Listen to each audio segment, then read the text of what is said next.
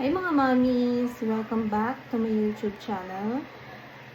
For today's video, as I promise, i-share ko sa inyo kung paano ako nagkaroon ng successful VBAC last 2022.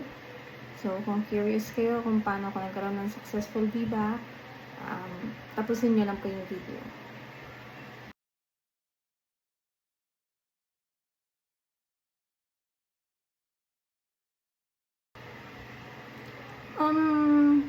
Sa last video ko, mga mommies, ang alam ko nakapag-share na ako ng konti about my VBAC journey last 2022.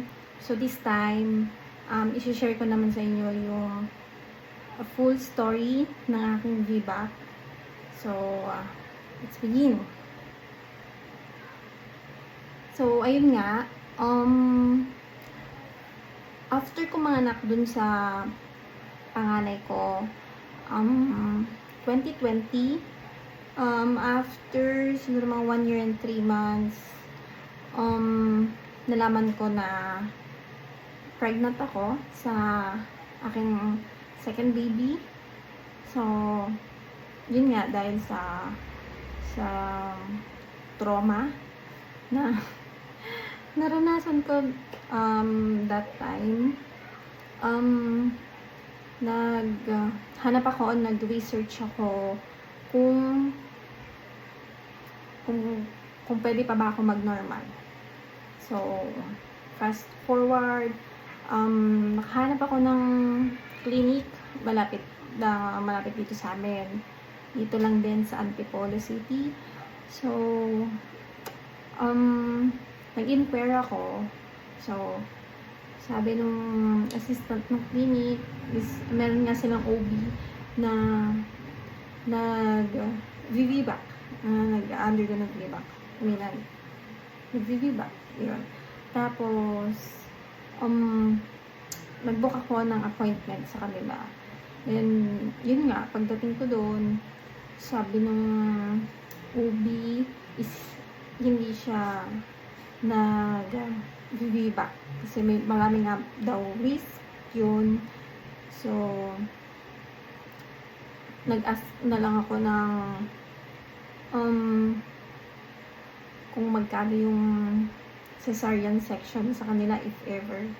So, ayan, nagbigay siya ng details.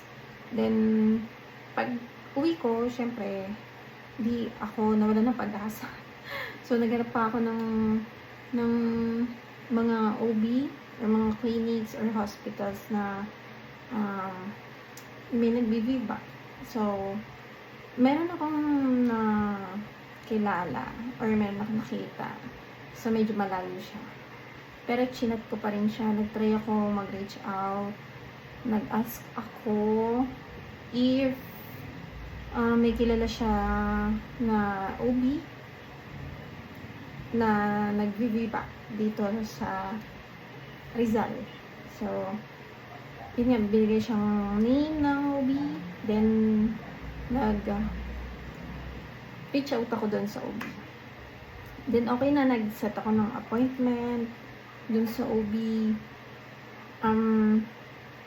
So, first, of course, hindi na ako nagpaligoy-ligoy pa. Tinanong ko na kung possible pa ba akong mag-normal. So, ayun nga, nag-usap kami and sabi niya, good candidate naman raw ako kasi nga, low transverse naman yung previous cesarean ko and okay naman sa kanya yung 15 months gap dun sa first baby ko and then dun sa second. So, okay na, nagtuloy-tuloy na yung check-up ko sa kanya. Parang 2 to 6 months, once a month, then 7 months, or 6 or 7 months twice a month, then nag-weekly na ako ng check-up sa kanya. So, okay naman. Fast forward, 7 months ako, nag-start na akong walking. Walking sa umaga, walking sa hapon, kahit sandali lang. Then, 8 months, nag-start na akong yoga ball. Tapos, yun. Everyday talaga. Nagaganon ako kahit 10 to 15 minutes lang. So, ginagawa ko siya 10 to 15 minutes everyday hanggang bago ako mag-labor. Okay. So, hindi ko matandaan yung due date ko that time. Pero, April 4 ng umaga, may lumabas na sa akin na Mucus plug na medyo brownish siya. April 4 na umaga yon. Then, minessage ko agad yung OB ko na yun nga may lumabas na sa akin na gano'n. Then, sabi niya, sige, wait lang daw kami. Then, so, dumaan na yung hanggang April 5. April 5 ng gabi. Doon. Nag-start na ako mag-labor. Siguro mga 7 or 8 p.m. ng April 5, nag-start na ako mag-labor. Nung una, okay pa naman. Kaya pa naman yung nararamdaman ko lang yung sakit. So, pero alam ko na sa sarili ko na nag-i-start na siya. So, ayan, meron akong dinownload na app ahead of time. Nagamit ko siya. Yung app na yun sa paghilab. Tapos nakalimutan ko yung app, hahanapin ko yun para magamit ko siya ulit. So, ayun nga, nag-start na ako mag-labor 7 to 8 p.m. 7 or 8 p.m. nag-start na yun hanggang April 6 na umaga. So, mga 7 to 8 hours din yun bago ko dinala, bago kami pumunta ng hospital. Bago kami pumunta ng hospital, tolerable pa naman yung sakit. Kaya pa naman, pero intense na siya. Pero kaya pa. Tapos, nagbiyahe na kami, papuntang hospital. Malapit na naman siya. Parang 5 to 10 minutes nandun kami sa hospital. Then, pagdating ng emergency room, nag-asikaso na yung partner ko ng mga documents. Nakahiga lang ako sa may bed dun sa emergency room. Then, maya may nag-IE sa akin. Nagulat kami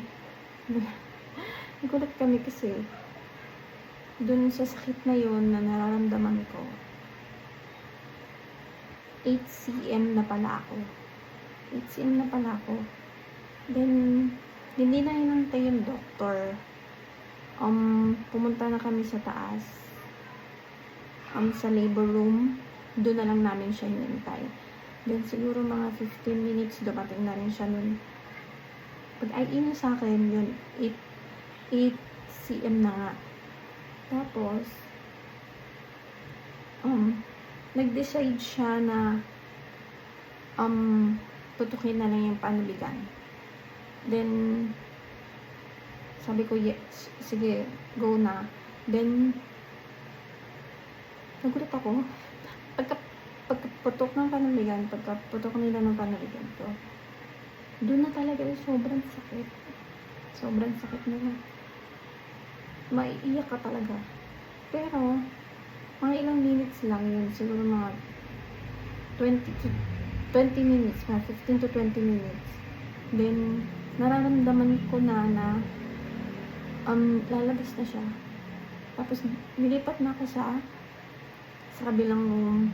Kasi dun yung talagang anakan. Then, ayun. Siguro matagal din ako nag-push eh. So, mga 30 to 45 minutes din. And then, lumabas na naging successful yung VBAC ko dahil sa aking OB and dahil sa trust ko sa sarili ko and kay Lord. So, ayan, mga mommies. Sobrang saya that time. Pero, paglabas kasi niya, nakatulog ako. Dun, ayun, may mga test lang na ginawa sa akin. Tapos, nilipat na kami sa aming kwarto. So, ayun mga mommies. Grabe, sobrang memorable nun. And, sana makaya ko ulit siya this time. Ang EDD ko pala is August 27. So, sana makakaya ko pa ulit mag-normal. Basta okay yung mga test. Naka-bridge position siya. Kaya. Pagka inisip mo naman pala na ayaw mo na mag-CS. Talagang kahit ano sakit ng labor na yun. Talagang ipupush mo talaga siya ng mga mami. So, ayun. That's my VBAC story way back 2022. Yun mga mami. Next videos ko siguro i-share ko sa inyo yung mga exercises na ginawa ko. Sobrang laking tulong nun mga mami, yung mga exercises na yun. I-share ko yun sa inyo next time. So, that's it for now mga mami. Please like, share, and subscribe. And hit the notification para updated ka sa susunod pa mga videos. Mami, thank you. Bye!